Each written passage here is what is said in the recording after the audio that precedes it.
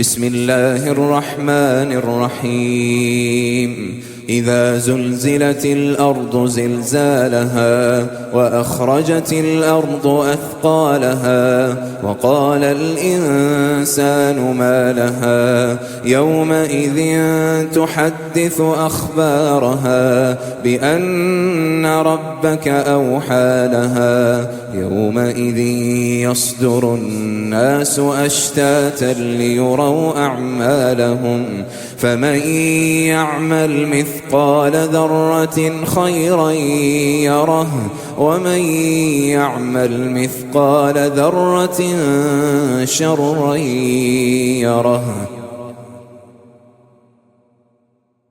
بسم الله الرحمن الرحيم. يا أيها النبي اتق الله ولا تطع الكافرين والمنافقين إن الله كان عليما حكيما واتبع ما يوحى إليك من ربك إن الله كان بما تعملون خبيرا وتوكل على الله وكفى بالله وكيلا.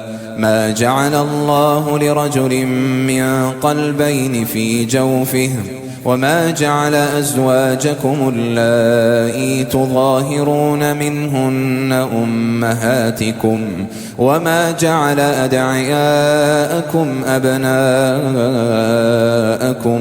ذلكم قولكم بأفواهكم والله يقول الحق وهو يهدي السبيل. ادعوهم لآبائهم هو أقسط عند الله